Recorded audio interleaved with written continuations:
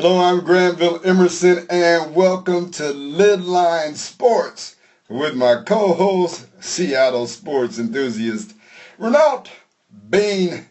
We call him Pepe. Hey now. Hey, this show makes a dub for us, man. Man. 20 Lidlines sports shows. We hope you all are enjoying it out there in internet world and on radio. Rainier Valley Radio .world. Yes. In stereo. Pep, I asked you this question before. You know Tiger Woo? Tiger Woo. I like him. I used to like him.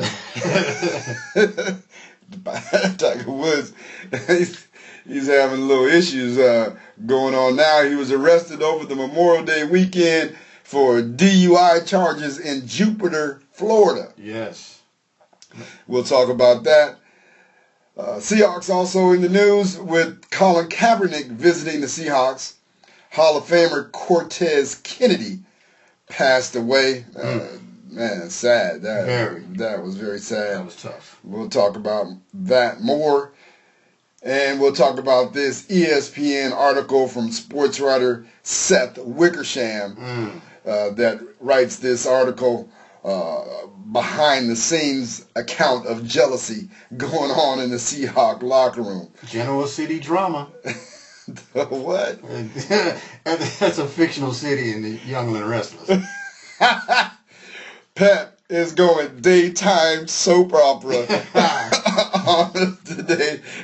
Well, so was Wickersham. Yes, sir.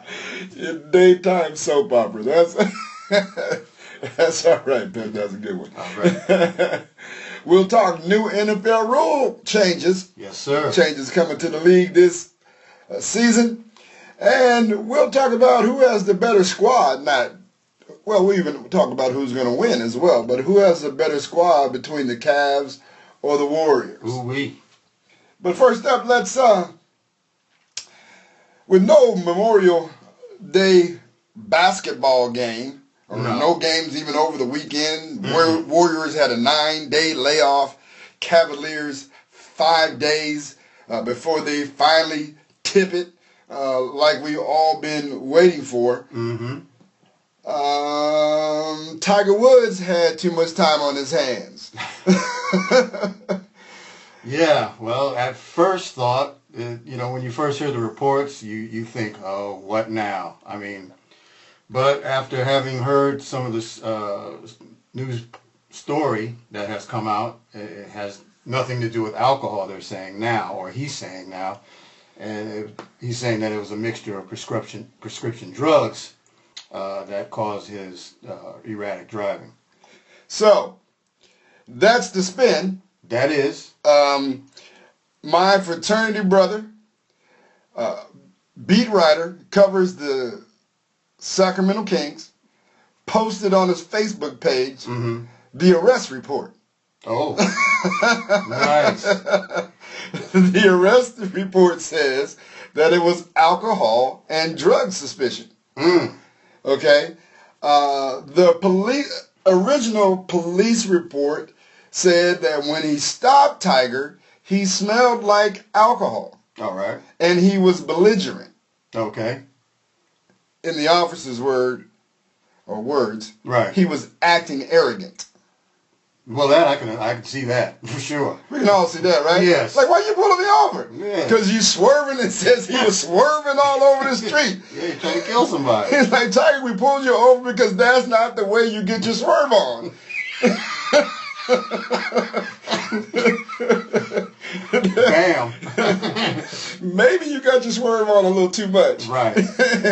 So Tiger refused the breathalyzer. Right. So that's why they had to take him to jail. Okay. That's mandatory if someone refuses the breathalyzer. One of the tricks is, though, if you haven't really drank or consumed that much alcohol, let's say you may have had 2 drinks that put you over the legal limit, like you can refuse the breathalyzer, go to jail, sit in the holding cell, and then say you're ready to take the breathalyzer, and by that time the alcoholic content in your body has gone below the legal limit. Mm-hmm. And so I don't know if that's. I would imagine. I don't know, Tiger. I just can't take your word for that. Right. Based upon the initial reports, with no reason to lie on a star. Usually, stars get the star treatment.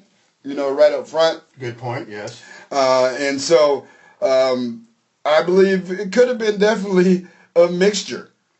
I do too. I have my own story to tell about mixing prescription drugs. A couple years ago, I was at home alone and I took some allergy medicine. And before I went to bed, I took some cold medicine. I didn't think anything of it. Well, I woke up in the middle of the night nauseous, so I went to go to the bathroom, and I fell face first on the kitchen floor where I passed out momentarily. I must have laid there a few minutes. Then I woke up, and I still laid there for a few 20 more minutes because I didn't know if I wanted to get up or I couldn't get up. I can't tell you right away. Eventually, I made it to the bed and woke up the next morning, and I realized what I did. So mixing prescription drugs or mixing drugs is not a good thing. It's a scary thing, and you can die from that. Yeah, mixing prescription drugs with prescription drugs, mixing prescription drugs with alcohol is worse. Is worse. Right. And so, it's just, Tiger had back surgery a month ago. Right. And he was saying that it was like spinal fusion surgery. And he said that he's felt the best that he's felt in a long time. He's probably feeling better right before he got arrested. That's neither here nor there. Right. So that was the reason for him taking the prescription drugs, because of his back. Right. He hurt his back during the ordeal with his ex-wife when he wrecked his car. Yes. And all of that went down in, I don't know what year that was, 2008. Right. And so that's the last time he's actually won a major, too. The last time, yeah, exactly. And so a lot has been said about this recent incident, and now folks are wondering, did he do it because he's depressed that he can't play? And there's something going on, because if you look at the mugshot, that mugshot's not the type of shot that is just a one-night thing. I mean, he was clearly unshaven for a couple of days. He looked a little disheveled, which you're going to look like if you're messed up on prescription drugs and alcohol. But the way he looked, that looked like more than one day type of look. It's just sad the way it looked. I mean, really. I can't even go. I don't know how to explain it, but man, he's really on a downward spiral, and it's sad to see. He's the second winningest golfer in history, and like I said, he hasn't won a major since 2008, almost 10 years. Yeah, well, we're hoping that Eldridge Tiger Woods gets healthy, yes, gets his act back together. He's 41 now. 41. You're getting up there, T. Woods. Yeah. Time to get it together, man. Mm-hmm. Do what you got to do. Get healthy. Make sure that you are not mixing drugs and alcohol or mixing your prescription drugs. And so we wish old Tiger Woo the best in the future. Right. NFL rule changes. Yes. TD celebrations. Yes, you can use the ball as a prop now. You can fall down. You can even make snow angels now, when there's snow on the ground, of course. Isn't that something? And your boy Antonio Brown can twerk? No, he cannot. No. Is twerking still allowed, bro? No, it is not. There's no twerking, no sexual innuendo, no kind of gun or weapons, showing, none of that. But you can have some kind of fun. Is the fun bunch back? Can you get your team together? You can get a group together and do the touchdown celebration. Yes, you can. I think they're getting carried away with that. They needed to put some restraints on that. Is there no restraints on that? Well, they got tired of being called the No Fun League. Well, yeah, that's accurate, but you don't want to be the Arena League either. No, you don't. He hate me. Yeah. So that's where they got XFL. Yeah, but that's where they got that rule with no guns. Because you remember in the Arena League, they scored a touchdown and dude would take the gun and spray all of the dudes and they would fall down. Right. Yeah. Well, we'll be looking to see what type of creativity they come up with in the Now Fun League. Yes. Of the NFL. See what he did there, folks? They did take a little fun out of the league, though. You can't jump over the line of scrimmage and block the kick anymore. Oh, man. After Bobby Wagner had perfected that, Right. Bobby Wagner, linebacker of the Seattle Seahawks, Yes. had perfected that, so you can't do that anymore. So they did take a little fun out of that. The overtime is how long now? It is 10 minutes 10 now. minutes, Yes. 10-minute From overtime. 15 minutes down to 10 minutes. And then there's a lot of people talking about all the team has to do now is sustain a drive for 10 minutes and the game will be over. All they have to do is kick a field goal. Who can sustain a 10-minute drive? Yeah. And why would you want to? Because that next play could be something you could have a turnover. Yes. No, if you can score, you need to score. Who can sustain a 10-minute drive? Yeah, I don't know. It's the NFL is a passing league now. Right. It's not a running league. No. They don't really. Well, maybe it's a New England Patriot rule. They probably can with their quick passing game against teams that Right. are inferior to them. Yeah, 4 yards here, 4 yards there, first down. Yeah, they could do that. They could do that. So, yeah, I don't know. More stuff for the Patriots. Oh, man. LaVar Ball in the news this time for actually coaching a game. He coaches his son, LaMelo Ball, in AAU. And they got beat up by 52 points. Hey, man, it wasn't 60. Did you see the highlights? What highlights? Highlights for who? For the Compton Magic. Compton, yeah. They had highlights of the Compton Magic and then lowlights of LaVar Ball throwing a tantrum on the sideline and his son being a straight up ball hog. Yeah. Throwing up air balls. Yes. Yeah. Double dribbling and throwing yeah. So LaVar Ball, we said this, we've talked about it. I like how he came out, and I like what he's trying to do. I actually love what he's trying to do. I hate his implementation of it. He has put so much pressure on his boys. Yes, too much. Right? So unfairly. So the love that he's trying to show them, he's counteracted it because he cannot shut up, and he got caught up in the 15 minutes of fame where they put people on TV to talk loud and say crazy stuff.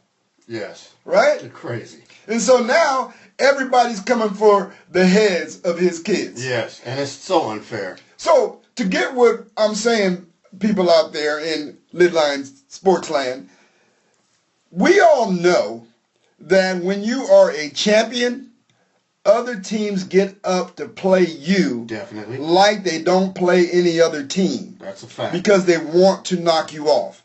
That is the dubious crown that LaVar Ball has put on his kids. That's correct. A dubious champion crown where they have done nothing. Right? And so now everybody's pumped up to play his kids. Yes. And he'll tell you, well, that's what I want for my kids. That's only going to make them better. Well, no. No.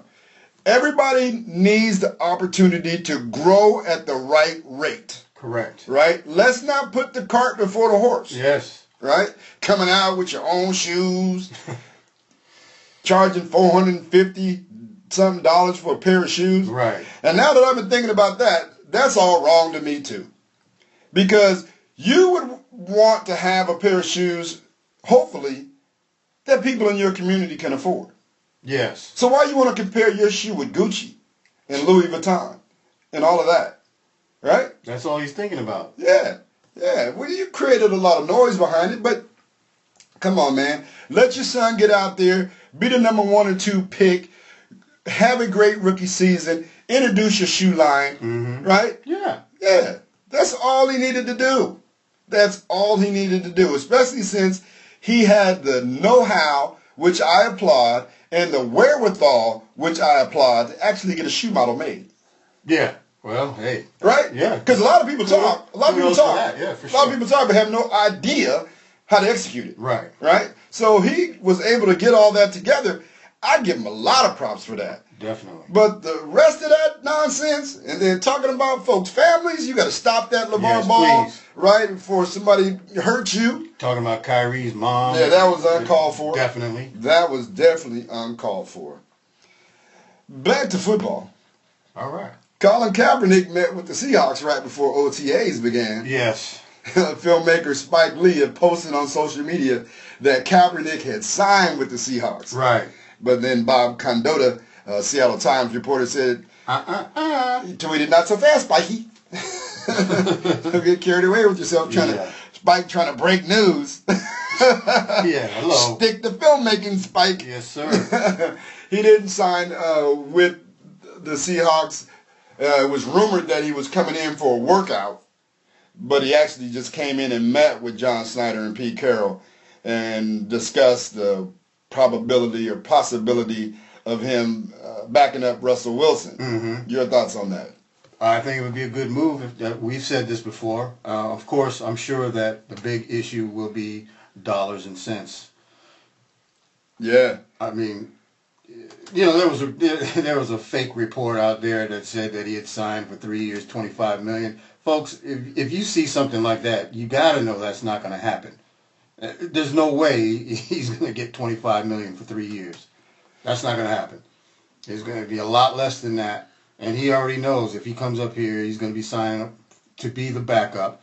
I've heard people talk about, well, he should be in competition. It should be a fair competition. No. Russell Wilson has done nothing to lose his job or even face any kind of competition. He's been here for 5 years. They've been to the playoffs every year. He's won a Super Bowl. So he deserves that quarterback number one status until he isn't. Absolutely. But here's the deal. Seahawks have a championship caliber team. So they need, last year to me was a warning. You need a backup because Russell could get hurt. A veteran backup. A veteran backup. Well, I say when you need a backup, I'm not talking about, just any old Joe Blow. I'm talking about a dude that can come in and sustain what you're doing. Right. Right? So they need a veteran backup.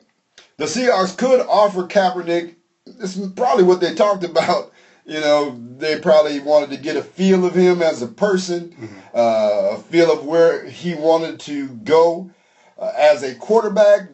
Do you just want to be a starter? Is that it? Can we talk you into backing up Russell Wilson? We have salary cap issues, as you know, right? I know that you really got it. Kaepernick, he does some brilliant stuff. He does some dumb stuff too. I don't think I'd have left $14 million on the table to leave the 49ers, but he did. Right. So the Seahawks could offer him a 1-year deal at $980,000, which only $695 would count against the cap. Okay. If he accepted that deal, that'd be the best case scenario. Okay. Right? For the Seahawks. Right. Not for him. So money's not an issue. If you left $14 million on the table in San Francisco, that means to me money's not an issue because you're only going to make between $2 and $4 million. That's the window for a backup quarterback. Definitely. I understand he's been asking for $10 million. So they are vastly far apart. That is far apart. Right? That won't happen. But it won't happen because the Seahawks leverage is they're the only ones that brought him in to talk to him. Yes. They're the only ones offering him anything. Right. So he could say, and I don't know, a lot of times what happens is your agent gets in the way, and it becomes between your agent and them and not really what you want to do. Right. Because guys try to empower their agent to negotiate contracts for them. So if his agent is like, no, you're still a starting quarterback, let's wait. Let's wait to see who gets hurt in training camp. And that's why agents get fired. That's exactly why they get fired. That's exactly why they get fired. Let's wait to see who gets fired in camp. Let's wait to see who doesn't pan out in camp, right? Let's wait the first few games of the season, see who gets hurt. Let's wait the first few games of the season to see who's general manager, owner, coach no longer is patient anymore with that dude. Right? So that's a gamble. It is a big gamble. That's a gamble. So what would you do if you were Kaepernick, Pat? I mean, it's hard to say because you're not him, but just off the top of what you know, what would you do? Ooh. Well, you know what? I'd say for the 1 year, I'd take that deal. You take the $980,000? Yes. Okay. I would try to negotiate between $2 and $4 million. That's what I would try to do. Right. But here's what I do. I would not take the Seahawks' first offer. See if they'd offer me again. Right. Right? Wait a little while. See if they offer me again. And then if they didn't, take their first offer. Yeah, I like the way that sounds, but something tells me that whatever Seahawks offer, that first offer, is going to be their only offer. Yeah, that's the thing I'm feeling. Yeah, that's why I said I'd take that. I can get with that. I can get with that. I mean, because this is a different scenario, different situation that we haven't been in, or they haven't been in. He hasn't been in. This is different. It's not like, he left SF under good circumstances, or even, right now he's out of the league, sort of, in not good circumstances. Or I'll say controversial circumstances. Well, they're both in a not in a real good bargaining position because everybody else in the league except for the Seahawks has signed their backup quarterback. Right. All right. The Seahawks are the only one who do not have a legitimate backup quarterback with NFL experience. Correct. Okay, so they're not in a real good bargaining position. If they want a quarterback that can step in and replace Russell and manage the game for them and not lose too much momentum, that dude is Colin Kaepernick. That is him. That's why I say I'm asking for $2 to $4 million, because if they're paying Geno Smith $3 million, I need to get $3 million. They're paying Geno Smith $3 million to be a backup. I need at least $3. Okay. I can see that. That's for sure. So if we can agree on that, then we got a done deal. And Kaepernick, he comes in and he gets himself together and does what he needs to do and polishes up his game, and then next year go out in the free agent market. Right. Yeah, be himself. Just be him. And who knows? God forbid that Russ gets hurt. You get a chance to get in there with a great team. Yes. Then you're like, oh, you're the man again. Right. Right? It's Jim Harbaugh 49ers times all over again, where you're winning games and hopefully taking the team far into the playoffs, if not the Super Bowl. He can do it. He's done it before, so it's not foreign to him to lead a team. Tez Kennedy passed away. Number 96, Hall of Famer for the Seattle Seahawks, died suddenly in Orlando, Florida at 48 years of age. 48, too young. He was beloved here. And Cortez, I've never heard anybody say anything disrespectful about him. The guy was a class guy. I mean, he's just the kind of guy that you just want to have on your team. Everybody does. He was defensive player. He was a defensive player of the year for a team that went 2-14. Who does that? Well, that's a tribute to his greatness as a football player, because nobody does that, Pep. Tez Kennedy does that. He is the best Seattle Seahawk in the history of the Seattle Seahawks. He is definitely. The Seahawks will honor him with a big number 96 on their uniforms this season. Fans honored him down in Tacoma. They have a traveling exhibit on loan from the Pro Football Hall of Fame in Canton, Ohio. The exhibit travels to only 2 cities each year. This year, it's Tacoma and the site of the Super Bowl. So it's at the site of the Super Bowl every year, and then some other city. If you want to go down to the Washington Hall of Fame, and find out what they got going on down there. They got a mold of Kennedy's right arm. Whoa. And more than 200 objects in the Gridiron Glory exhibit. And so go down there to Tacoma. The exhibit's open until September 10th.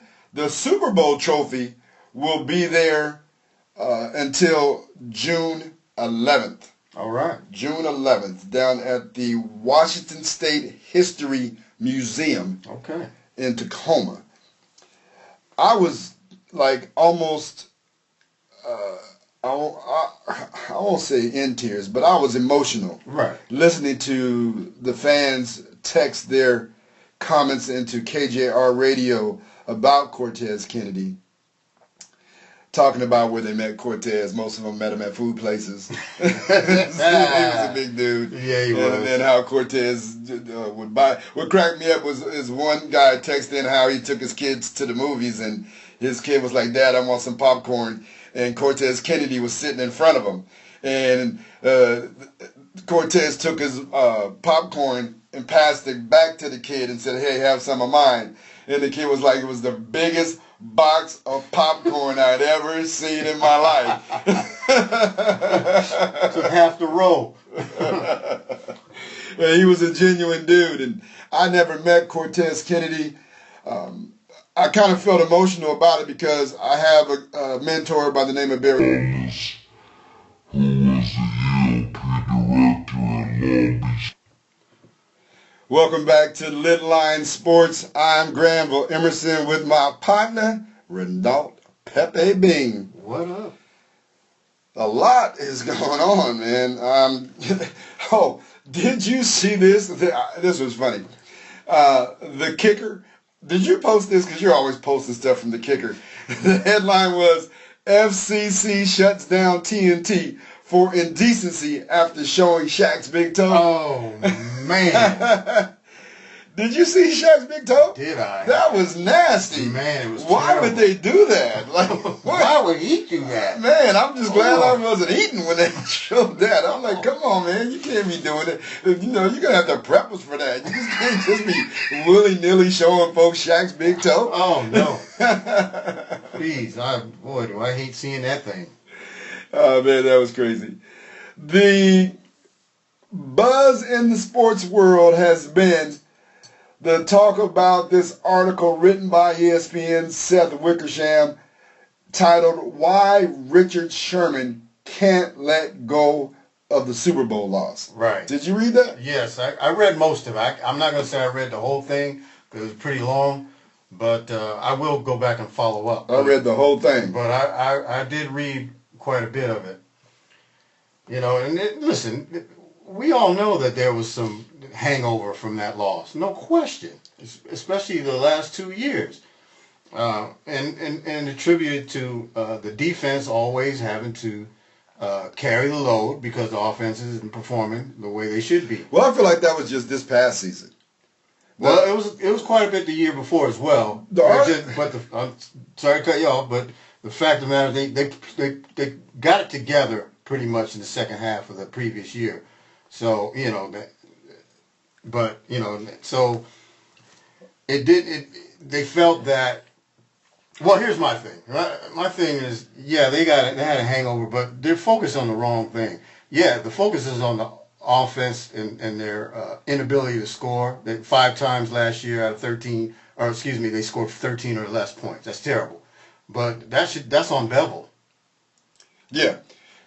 Yeah, that is on Bevel. But now I say that it's on it's on cable. Well, here you go. It's on Pete. It was on Bevel last year, probably year when they lost the Super Bowl, definitely. But this year, I'm not blaming him because if he's still here, you know who he is, what he's going to do. I'm going to blame Carroll. For those of you who did not read the article talks about Richard Sherman's dislike for Russell Wilson. Right. It talks about how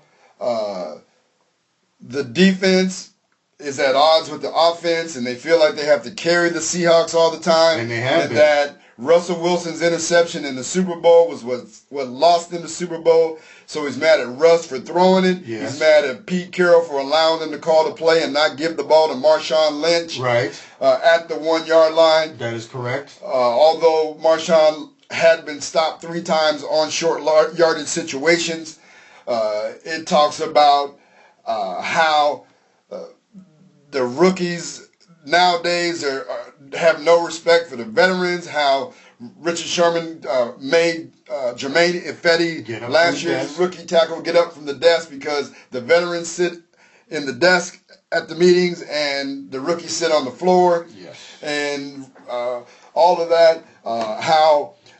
and plus some of his sideline antics, fighting, and carrying on. Yeah, I'll get to that in a second. Okay. How he once intercepted Russell Wilson and told him, "You effing suck." Yes. And threw the ball at him. And how they're mad at Pete Carroll and Russell Wilson because they have not addressed the Super Bowl loss. They just moved on. And they act like... I'm going to be honest. I'm tired of Russell Wilson and Pete's post-game press antics where the Seahawks lose and they just go, "Well, I thought such and such played good today. We'll get after it next week." Yeah. Yeah, you're not the only one saying that. Yeah. So they're sick of that. And what were you getting ready to bring up? Did I take your thought? No. What was it? I don't know now. I guess you did take it. You're funny, Pep. I know. It's so. It's not on purpose, said hold that thought, and you just let it go. I did. You're just another love TKO. All right. Anyway, so this article goes on to say that Russell Wilson and the defense, they're mad because Pete Carroll gives Russell preferential treatment and they do not criticize him. Well, newsflash, every quarterback in every level of quarterbacking gets preferential treatment. Yes. That's just the way the game is played. And I have no problem with that. Right. That's the way the game is. Everybody knows. I mean, the picture of a quarterback in the weight room is sitting on a bench next to a guy lifting 500 pounds, and he's got a barbell in one hand and a soda in the other. And there's a reason why quarterbacks wear a different color jersey in practice, too. Absolutely. I mean, come on. Let's get it right. That's the way it is. So Michael Bennett said that the article was straight garbage, and he called it trash and a bunch of gossip. Right. Oh, Genoa City gossip. We're back to that. Yeah. But, hey, the reality is, when I read the article, I said there is in most locker rooms from high school to the pros this stuff going on. Oh, yeah, for sure. There is always jealousy. If the defense gives up too many points, it's the offense talking about the defense. One of my favorite lines in the movie, the classic, Remember the Titans. Mm-hmm. You seen that? Yes, I did. With Denzel's character and the legendary Bill Yost, the white coach, who was over the defense, and they were playing the game, and Denzel's character, he took over the head coaching job at the school, right, and gave the white coach the defensive coordinator job in this predominantly white school that was being integrated. So they were scoring on defense, and he goes over to Yost in the middle of the game. He says, "You gonna do something? If you don't stop them, I'm taking over." Right. Right? Yeah. and so that's just the way it is. It's always offense, defense. If the defense is not stopping anybody, the offense is mad at the defense.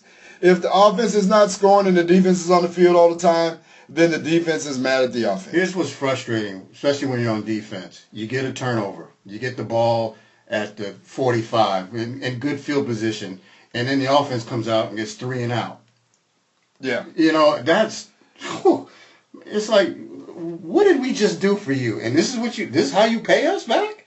Yeah, they use the overtime tie versus the Arizona Cardinals to highlight that. Right. How the defense was on the field the whole game. That defensive game, that defense by the Seahawks in that particular game was the best I've ever seen out of probably any team I've ever seen. I mean, for that day. Yeah. That was ridiculously. Man, that was a clinic. Yeah. Oh, I don't know if it's better than the Super Bowl win, though. The way they ran their clinic on Peyton Manning. Well, I mean, because that's Peyton Manning, not... That's true, not Carson Palmer. Exactly. Or whoever was quarterback in Arizona that day. Yeah. And so we hope that they get it together. It'll be interesting. They've got to put that past them. They've got to bury that. They got to. And we talked about last week how we thought that Cam Chancellor's holdout kind of weakened their relationship in the Legion of Boom. Right. That whole thing has to be healed for them to be able to move on. If not, then they'll just keep going over ground. It'll be interesting to see if they hit some adversity this year, what happens. Well, some of the fallout that happened with that was Marshawn left. I mean, that's part of the reason why I think he said, I'm out of here. You think Marshawn left because of all that's going on in their locker room? No. Not that so much that, but what happened in the Super Bowl. Oh, okay. Because listen, you mentioned that he was stopped 3 times, short yardage. I agree. But however, in that situation, I personally would have given him the ball. But I do not fault the pass play. I fault who they were throwing to. I've said this numerous times. You don't throw a game-winning pass to your 4th or 5th best receiver. That's ridiculous. So I don't want to hear Russell or Pete's excuses. They would throw it to Ricardo Lockett again. It was silly. The guy was on the team because he's a special teams stalwart, not for his receiving prowess. Because if he was a receiver, he would not have been on the team. Yeah, absolutely. You can't whatever. Bury that, move on. Yeah, we need to. And sorry. And they need to go and see what they can do this year. Brand new season, full of optimism. It's interesting to me that article was written right now. Most of it, the stuff that happened, took place back in 2014. Right. During the Super Bowl year, they mentioned the fight with Percy Harvin and Golden Tate the night before the Super Bowl. Sure. And so, whatever. I guess if you're not doing anything, folks aren't talking about you. So the Seahawks, hopefully it's that catalyst. I'm hoping it's that catalyst that brings them together once again like they were before, and they once again really, really internalize and believe we all we got, we all we need. That's right. Right? That's their mantra. Started with the LOB. Yes. To the whole team, and that they use it as a booster to have a great season. Yeah. To the NBA. Finally. Cavs versus Warriors. Yes. Game 1. So, will Stephon Curry show up and play like Steph Curry plays against everybody else? What will Kevin Durant do? Interesting. Well, both teams have got plenty of rest. We have no excuses. The first time they played 2 years ago in the first NBA Finals they played, Kyrie played in Game 1 and then he got hurt. No more Kyrie, no more chance. Second go-around, Warriors 3-1 lead. Draymond acts a fool, gets suspended. Cleveland goes on, wins 3 straight. So now what are we going to have here? Are we going to have someone have some kind of controversy, or are we just going to see some good ball? I don't want to see no controversy. I want to see mano a mano, everybody healthy, everybody playing their game, and then we'll see what we got. Cavaliers won last year. Warriors won the year before. Series tied 1-1. This is the rubber match. Yes. This series, there's a lot on the line for Mr. LeBron James. In terms of his quote-unquote legacy, will he be able to get, it will be his fourth NBA championship in 8 tries. That's a little better than the 3 out of 7 that he has, but you can't knock him. He's been in the NBA championships like 8 times in his 10-year career. Well, this will be, what, 7 straight? 7 straight. Yeah. And also, too, no Kyrie, no Kevin Love in the first loss to the Warriors. Right. So, Kyrie, oh, man. Kyrie against the Celtics was crazy. Well, he was crazy last year against the Warriors. So they know who he is. Game 5 versus the Celtics. He was Uncle Drew. He was doing whatever he wanted to do. He was Kyrie. That's what I like about him. He shows up. Who's going to defend him? Clay is supposed to. Right? Yeah. I mean, Clay is a top-notch defender. Yeah. However, Clay has been pretty much not up to par offensively. Draymond has to guard LeBron. Yeah, I guess so. Draymond guards LeBron, then Tristan Thompson is just going to kill him on the boards. How are they going to rebound? That's the Warriors' problem. San Antonio couldn't take advantage of that. Yeah, because your boy LaMarcus Aldridge. Right. No, they had too many injuries. I just, once Kawhi went down, we knew that. That was a wrap. That was wrapped tighter than a Christmas gift. Yes. But I'm really interested in seeing this series, especially since the Warriors have added Durant. What's the Durant factor? The Durant factor to me has been this. Durant's going to get his. Can Steph get his? All right. They throw JR at Steph, who's quicker, stronger than Steph. And probably Deron Williams. Yes. Who's bigger than him, stronger than him. Yeah, well, bigger, yes.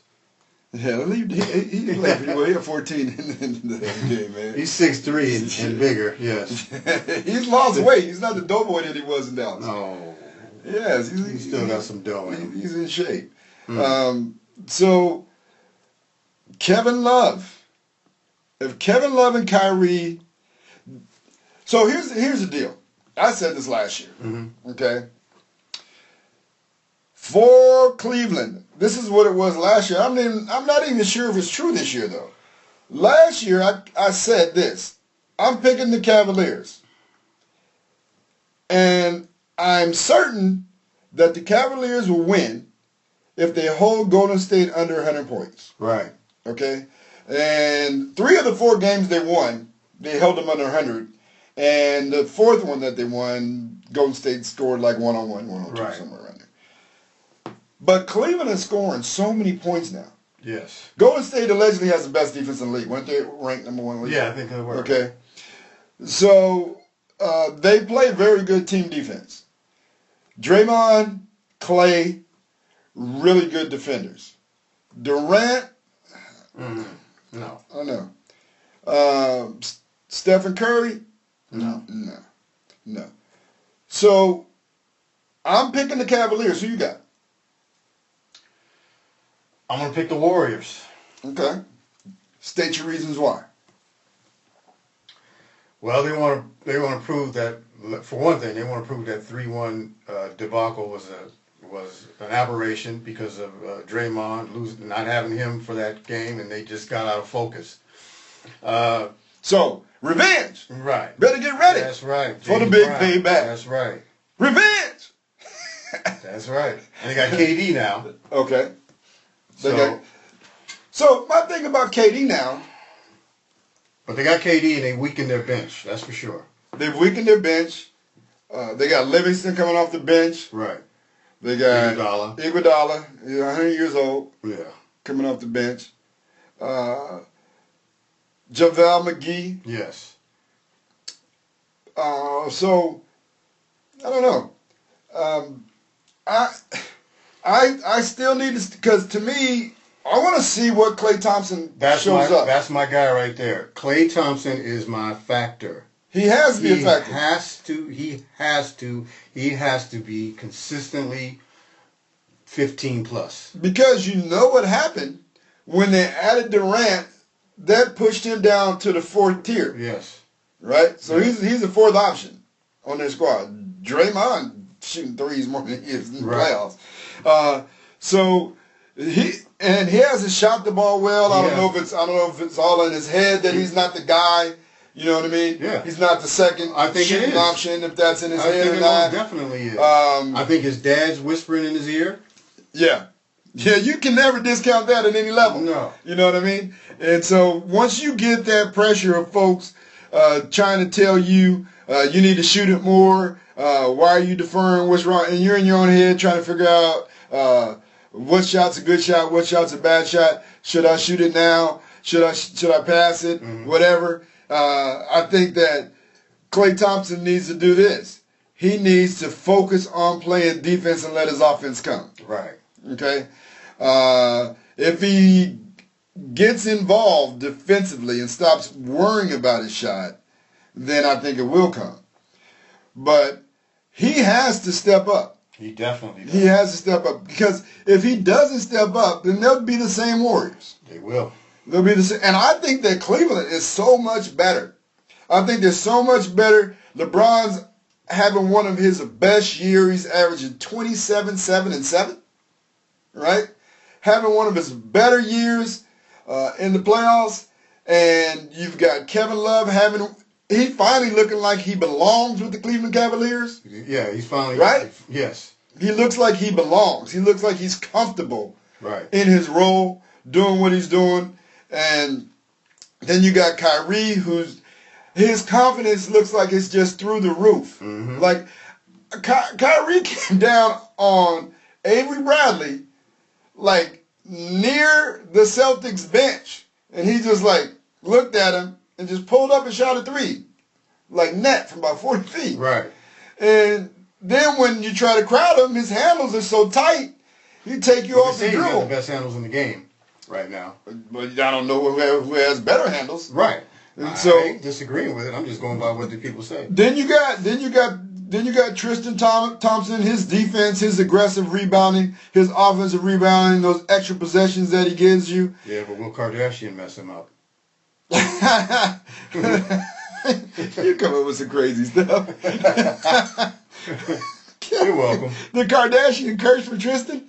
It's all things impossible in this wacky world that we live in now. Mm-hmm. But they're going to have to deal with him and getting them extra possessions. When I see the Cavaliers scoring 135 points on people, that's a different Cavaliers squad. Yes, it is. Right? Definitely. That's a different Cavaliers squad. Then you got Kyle Korver. Right. Coming off the bench. Right? You got JR. You got Shumpert. You got Deron Williams. Yes.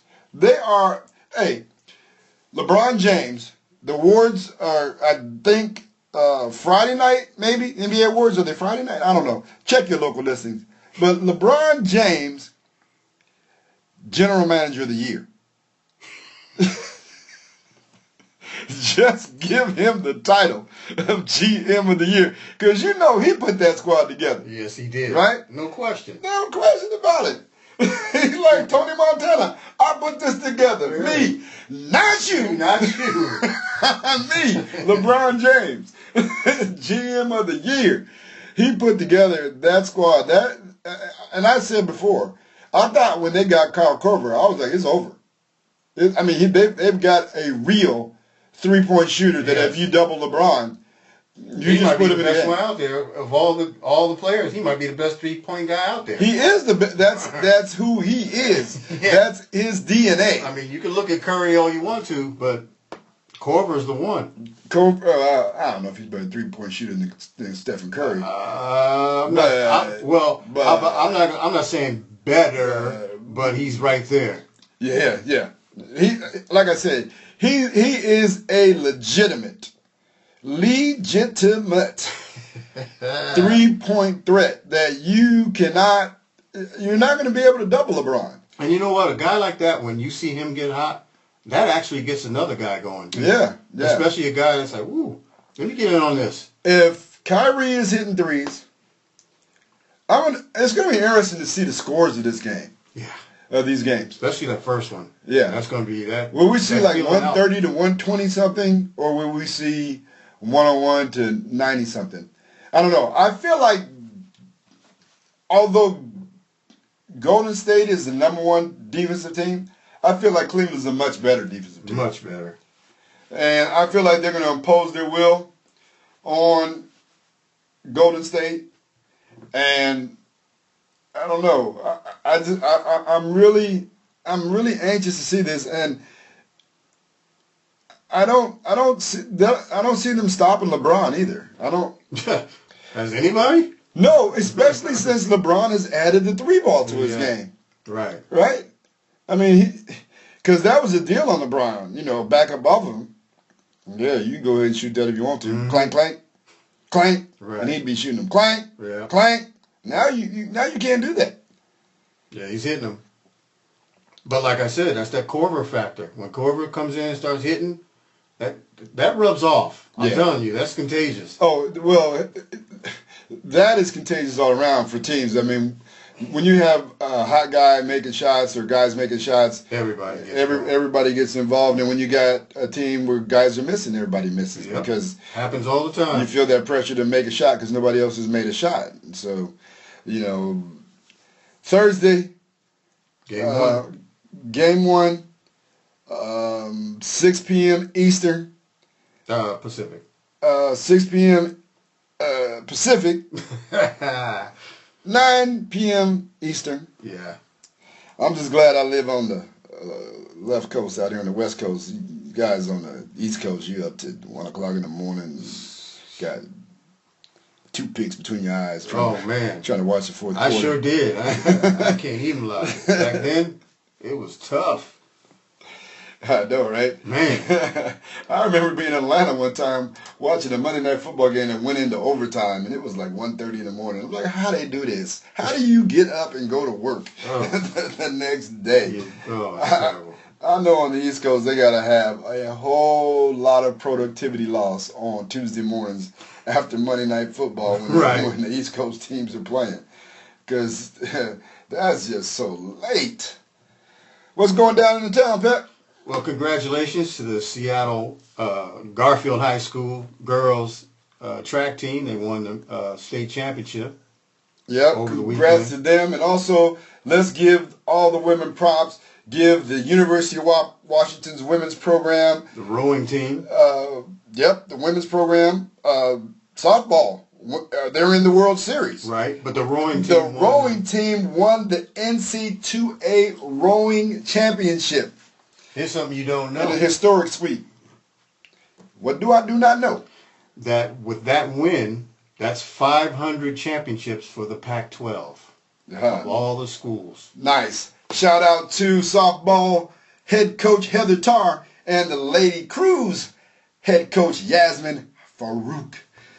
On behalf of my main man, Renault Pepe, I'm Graham Emerson. Thank you for watching, listening to, got carried away there once again, Lidline Sports. You can listen to Lidline Sports on Facebook, YouTube, and find us on Twitter at Lidline Sports. Join us again next week for more great sports talk radio on Lidline Sports. Sports as we see it from just below our lid.